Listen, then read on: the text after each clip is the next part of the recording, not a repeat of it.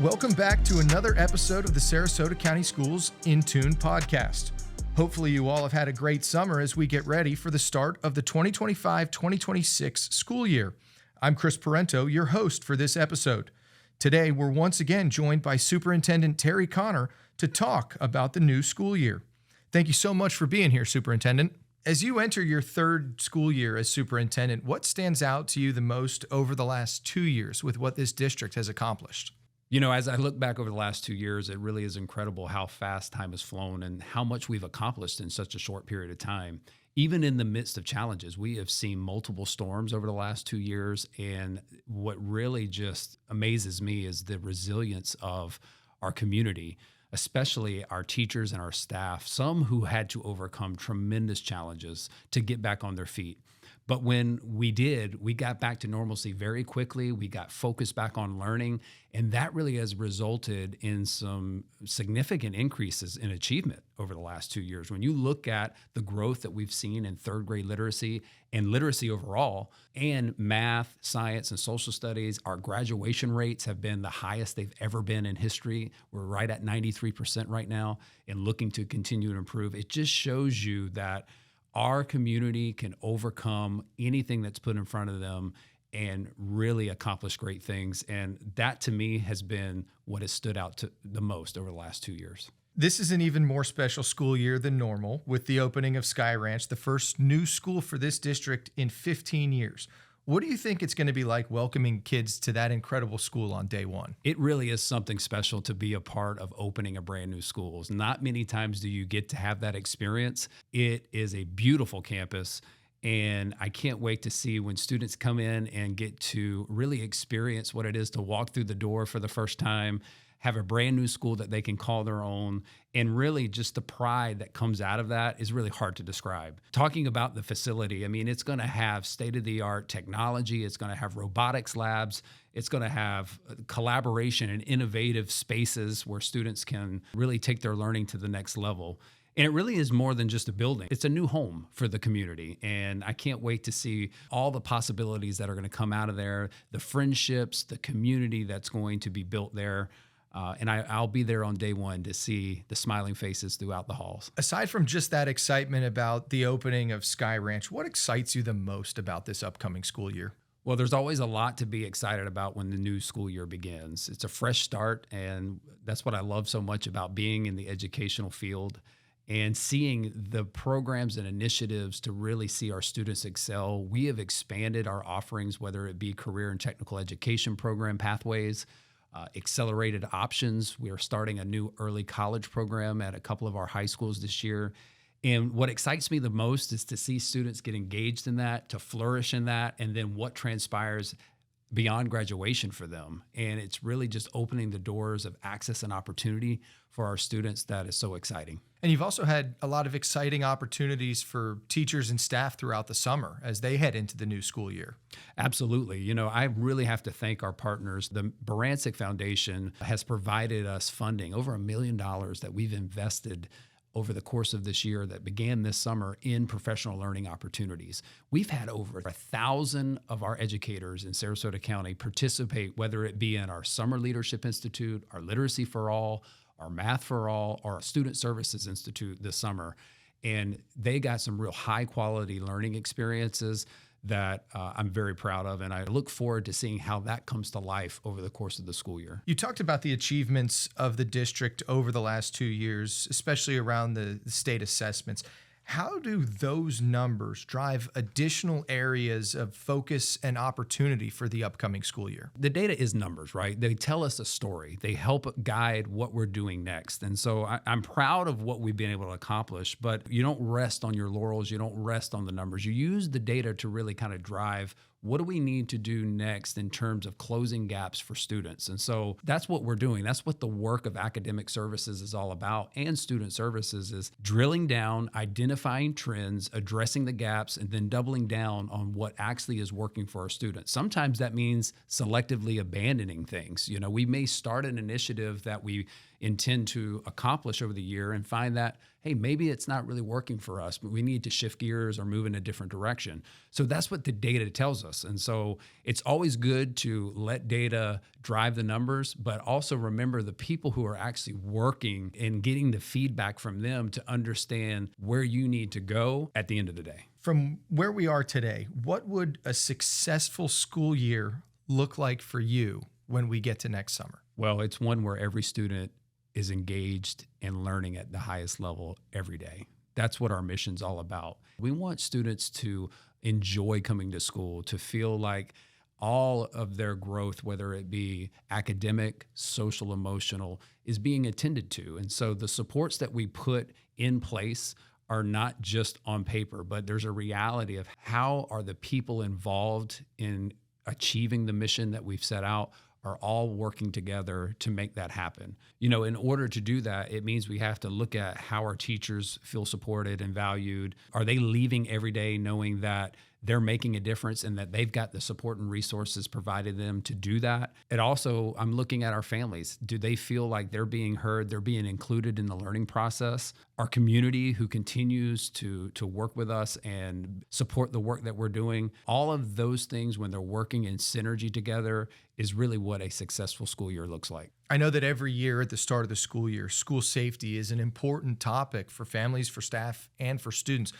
And I know there were also some legislative changes this year in terms of school safety. Can you talk a little bit about those and what it means for students and staff on campus every day? Absolutely. Safety remains the first priority. Before learning can even take place, students need to feel safe on campus.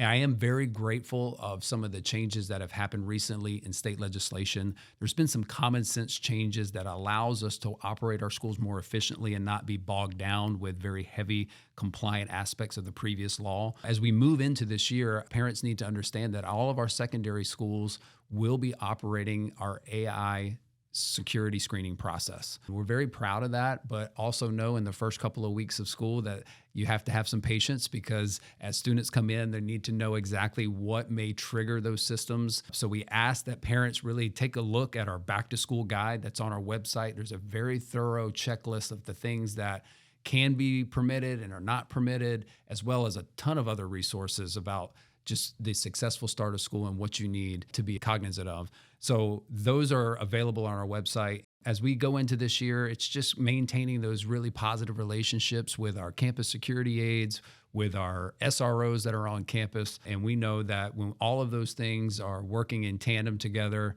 every student and every staff member will be very safe on our campuses. There were also some changes around student cell phone use going forward for the upcoming school year. Can you explain to parents what those changes were so that they're aware and can help reinforce it with their students at home? Yes, there have been some important updates to our cell phone policy. Recent legislation has changed to include K-8 schools a complete cell phone ban. Now, I want to just remind parents that it is okay for your child to have their cell phone in their possession throughout the day. It needs to be put away and out of sight. But we know, just as I am a father of 2 children in our school system, that having those apps that may track their location is a comfort to parents and knowing that they can get in touch with them in the case of emergency. But in our K-8 settings, students cannot have a cell phone out during the regular school day at any time. Now, in our high schools, nothing has really changed. Cell phones are permitted maybe during transitions or at lunch, in the classroom if the teacher is asking for them to use their phone for some educational purpose. So not much is changed at the high school level. I know there may be questions of, well, how do I get a hold of my child during the school day if they can't have their cell phones? Well, there are processes to contact the main office, and we can get you in touch with your child in the event that you need them during the regular school day. How is the district navigating some of the recent changes in Florida's education landscape? Well, it has become the norm that the Florida educational landscape is changing rapidly. It's evolving just about every single year as new educational policies are being passed through our legislature, whether it's our educational finances and our budget constraints that we're experiencing. What we've come to know in education is that change is inevitable. And so that requires us, especially as leaders in education, to be flexible and to be proactive, to engage our communities, inform them, and telling them what is actually happening and why we're making some of the decisions and getting their input about some of those decisions. So that's a constant aspect of the work, especially right now in just the educational arena. What we're doing in Sarasota is making sure that we don't lose sight of what our true mission is and what our core values are. We're fortunate here in Sarasota to have a strong team of leaders, of teachers, of staff that are committed to the work day in and day out. And so we respond as needed. Sometimes it's very unpredictable and we have to respond very quickly. And there are many times where we can be proactive and think long-term about what strategies are going to really keep Sarasota the best that it can be. But our families can be assured their students' experience is going to be top quality here in Sarasota County. That's why we are the premier educational provider. Most families in Sarasota choose our public school system, and that's for a reason, because we have the best staff, we have the best programs, and we make sure that students are first. I know throughout the summer, the district put out a lot of information on where things were in terms of adjustments that were being made heading into the new school year. As we do enter the new school year, how can families stay engaged in that information? Well, we know the school is where parents get most of their information, but really when you talk about district happenings and the decisions that are made at the district level, we have multiple avenues for parents and the community members to stay engaged and to be informed. And I would say being a part of our Inform website, we provide clarity on a lot of things that are going on district-wide. We do FAQs. We really describe what's happening at that moment and what the community may have concerns about, and we address them through that website, as well as our Insight community sessions. It's an opportunity, really an informal type of a town hall setting where community members can really have more informal two-way dialogue with the superintendent and school board members who are participating in that event. And that's been successful in our very first one that we offered back late last year. And we'll be offering one in September, and we'll have several throughout the course of the school year. And that schedule can be found on our website and social media pages. So in another intimate setting is our Coffee with Connor series, where I go out into the public, and whether it be a public library or another public facility, where we have very intimate conversations, direct whatever questions on your mind, time with me to just really get a clear understanding of the direction that the school district is heading, and some of the decision makings are just answering your questions and things that you may have on your mind. And so lots of opportunity to communicate, to engage in two-way dialogue, and really stay informed about everything going on in Sarasota County schools. How can parents and guardians best support their students this upcoming school year? Well, parents and guardians play a critical role in a student's success. I think this year is just stay engaged with your students. Make sure that you have very intentional conversations around the dinner table about how did their day go? Check in on what their assignments are. It's very easy to know exactly where a student is in a classroom. Get involved in the parent portal, check it, communicate with our teachers. We have platforms that have been upgraded, like our ThrillShare and Rooms platform, that will allow you to essentially text message directly with teachers and know at a moment's notice how your student is doing, looking at their grades regularly, making sure you're having those really good conversations about what's happening in class and even outside of the classroom. One of the things I do as a parent is just ensure that every night there's a consistent routine in place so that students are prepared for success for the next day. That's worked well, and I would encourage all parents to just to have those routines and that constant communication about how things are going inside and outside of the classroom, and celebrate. There's a lot of things that I know I can do it as a parent, is you want to get on your child about something that wasn't done or needs to be done, or deadlines that haven't been met, but also don't forget to celebrate when things are going right. And that just builds momentum for the next win for your student, so that their school experience is fun, memorable, and valuable. What's one message you would like every family in the district to take away from this conversation going into the 25-26 school year? I can tell you that our mission to be the premier educational provider is just not a tagline. We truly invest every decision we make, every program we have, every resource we purchase, every training we provide for our staff is about how do we help our students be the best that they can be academically, emotionally, socially. And so when you entrust your students to Sarasota County Schools, we're committed to making sure that they reach their full potential.